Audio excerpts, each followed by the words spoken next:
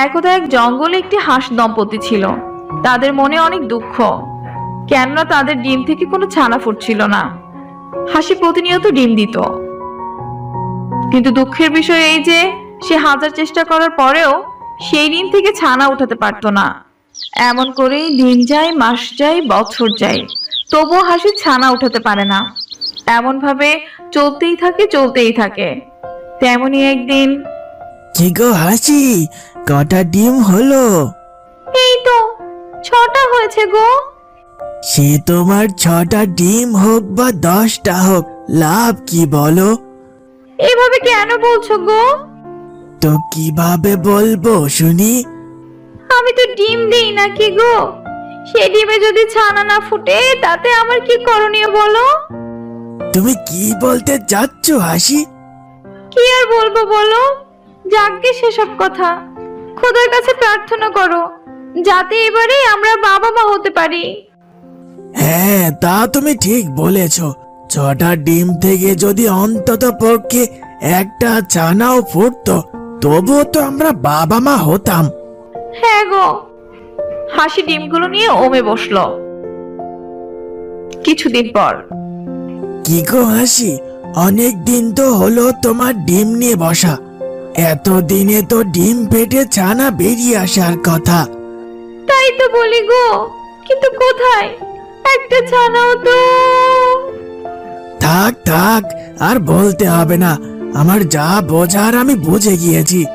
কি বুঝছো তুমি?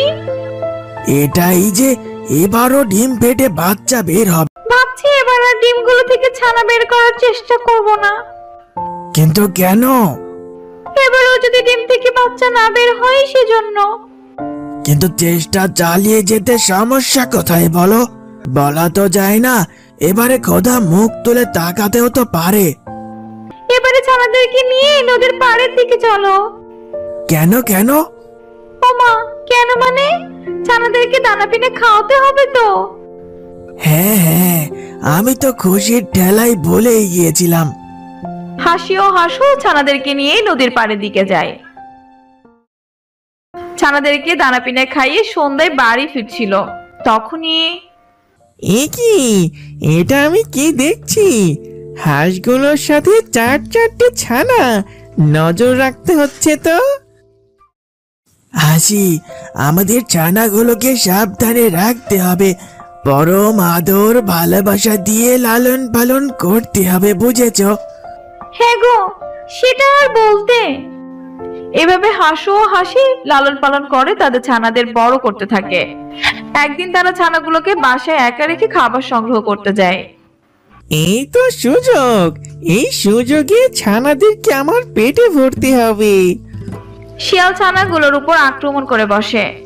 এমনকি হাঁসের দুঃখ কষ্টের এবং অনেক চেষ্টার পরে উঠানো ছানাগুলোকে শিয়ালে খেয়ে নেয়। আরে কাইয়াই না, সাপে না, খাইছে শিয়াল পণ্ডিতে। আরে 4-4টে হাঁসের ছানা রে। হাসু ও হাসি ফিরে এসে, এ কি, আমার ছানারা কোথায়? তোরা কোথায় সোনামণিরা? এদিকে আয়। এ কি, রক্ত? তার মানে এ কি গাচ্ছ কেন হাসি? কি হয়েছে? বাবু দেখো, আমাদের একটু ছানাও নেই। এখানে তো শুধু রক্ত পড়ে রয়েছে। তাই তো দেখছি, কিন্তু আমাদের এত বড় সর্বনাশ কে করলো? হাসু এদিক সেদিক তাকালো এবং শিয়ালকে যেতে দেখলো। আমার আর বুঝতে বাকি নেই হাসি। কি বুঝছো তুমি? বলো না, কে আমাদের ছানাদের খেয়ে ফেলেছে? আমি তাদেরকে ছাড়বো না। কে আবার করবে বলো? শিয়াল পণ্ডিতের কাজ এটা। আমি শিয়াল পণ্ডিতকে যেতে দেখলাম এই মাত্র। এক মাকে শীত যায় না। শিয়াল পণ্ডিত ভেবেছে কি সে আমাদের এত কষ্টে ফোটানো ছানাদের খেয়ে ফেলবে আর আমরা তাকে কিচ্ছু বলবো না? ঠান্ডা হও হাসি, আমরা ওই পাজি শিয়ালের সাথে এভাবে পারবো না। এবার আমাকে একটু জঙ্গলে যেতে হবে। আমাদের সন্তানের জন্য খাবার সংগ্রহ করতে হবে। ঠিক আছে গো, তুমি যাও, খাবার সংগ্রহ করো গিয়ে। শিয়াল জঙ্গলে যায় খাবার সংগ্রহ করতে। সেখানে হাসু ও হাসির সাথে শিয়ালের দেখা। কি গো শিয়াল ভাইয়া, এত তাড়াহুড়ো করে কোথায় চললে? আর বলো না গো, একটি সুখবর রয়েছে। কি খবর? আমাদের কি বলা যাবে? কেন নয়, আমি এই প্রথমবার বাবা হলাম গো, সেজন্য জঙ্গলে যাচ্ছি আমার সন্তানদের জন্য খাবার সংগ্রহ করতে। ও, এই ব্যাপার। হ্যাঁ গো, আমি চললুম। কি গো হাসু, শুনেছো শিয়াল কি বললো? হ্যাঁ গো, কেন শুনবো না? তো কি করবে এবার? ভাবতে হবে। দেখতে দেখতে বেশ কিছুদিন কেটে যায়। শিয়াল তার সন্তানকে লালন পালন করে বড় করে তুলতে থাকে। একদিন শোনো বাবা, তুমি এখন বেশ বড় হয়েছো, অনেক সুন্দর গোলুমোলু হয়েছো। এবারে আমাদের চিন্তা কমে এলো। কি রকম চিন্তার কথা বলছো তুমি বাবা? যেমন ধরো, তুমি এখন অনেক বড় হয়ে গিয়েছো, তুমি এখন নিজের খাবার নিজে সংগ্রহ করে খাবে। কত দিনই বা আমরা তোমাকে খাবার সংগ্রহ করে এনে দিব বলো? হ্যাঁ বাবা, তুমি ঠিক বলেছ। এবার থেকে আমার উচিত নিজের খাবার নিজে সংগ্রহ করে খাওয়া। তাহলে আজ থেকে তুমি আমাদের সঙ্গে জঙ্গলে শিকারের জন্য যাচ্ছ কেমন? পুরো জঙ্গল আজ তোমাকে ঘোরাবো। হ্যাঁ গো, তুমি ঠিকই বলেছ। আজ ওকে পুরো জঙ্গল ঘুরিয়ে দেখালে কাল থেকে ও একাই শিকার করতে যেতে পারবে। তারপর শিয়াল তার সন্তানকে নিয়ে জঙ্গলে খাবার সংগ্রহ করতে যায়। পরের দিন তাহলে বাবা, আজ তুমি এদিকটাতে যাও খাবার সংগ্রহ করতে, আমি ও দিকটাতে যাই। ঠিক আছে বাবা। তারপর শিয়াল জঙ্গলের ভেতরে যায় খাবার সংগ্রহ করতে। শিয়াল বললো আমি নাকি অনেক বড় হয়ে গিয়েছি, আমার নাকি এখন থেকে নিজের খাবার নিজেই সংগ্রহ করা উচিত। কাজটা তোমার বাবা মা একদম ঠিক করেনি গো। হ্যাঁ গো, তুমি আর কতটুকুই বা বড় হয়েছে বলো? তারা তোমাকে একা একা জঙ্গলে ছেড়ে দিয়েছে। জঙ্গলে অনেক ভয়ঙ্কর পশু আছে, তারা তোমাকে খাবার বানিয়ে না খেয়ে ফেলে।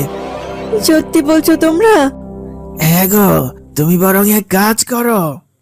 কি কাজ গো? আমি বলছি শোনো, আচ্ছা বলো। তুমি আমাদের সঙ্গে আমাদের বাড়িতে চলো, সেখানে অনেক খাবার রয়েছে। ও মা, তাই? তাহলে তোমরা কি আমাকে একটু খাবার দিবে গো? কেন নয়, চলো চলো, তোমাকে পেট ভরে খাবার দেব, তারপর তুমি মনের সুখে বাসায় যেও। ঠিক আছে গো, চলো তাহলে। হাসি ও হাসু শিয়াল ছানাকে মিথ্যা বলে তাদের বাসায় নিয়ে যায়। এই কি গো, তোমরা দরজা কেন লাগিয়ে দিলে? কারণ তোকে আমরা এখন খাবো সেজন্য। মানে কি বলছো তুমি এগুলো? মানে তোকে বোকা বানিয়ে আমাদের শিকার বানালাম আর কি। দয়া করে তোমরা আমাকে মেরো না, আমি তোমাদের কি ক্ষতি করেছি বলো? আমাকে যেতে দাও, দয়া করে যেতে দাও আমাকে। তুই আমাদের কোনো ক্ষতি করিসনি ঠিক আছে, কিন্তু তোর বাবা আমাদের ক্ষতি করেছে। আমাদের চারটে ছানাকে খেয়ে নিয়েছে তোর বাবা। আমাদের কত কষ্টের ছানা, আমরা কত চাওয়া পাওয়ার পর কত চেষ্টার পর ছানা ফোটাতে সফল হয়েছিলাম। কিন্তু একদিন তোমার বাবা আমাদের ছানাদেরকে একা পেয়ে তাদেরকে খেয়ে নিয়েছে। আমি মানছি তোমাদের সাথে খুব অন্যায় হয়েছে, কিন্তু কিন্তু আমি তো নিষ্পাপ শিশু, বলো আমাকে ছেড়ে দাও। হাসু ও হাসি তার কোনো কথা শুনলো না এবং শিয়াল ছানাকে খেয়ে ফেলে। ওদিকে শিয়াল পণ্ডিত তার ছানাকে খুঁজতে থাকে। হায় হায় হায় গিন্নি, আমাদের সন্তান কোথায় গেল গো গিন্নি?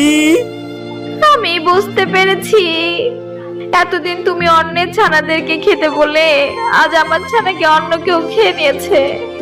তুমি ঠিকই বলেছ, আমি আজ বুঝতে পারলাম প্রিয় মানুষ হারানো, সন্তান হারানো কতটা কষ্টের। শিয়াল তার ভুল বুঝতে পারে এবং কাঁদতে থাকে। ওদিকে হাসু ও হাসি তাদের প্রতিশোধ নিতে পেরে অনেক খুশি হয় এবং আনন্দে দিন যাপন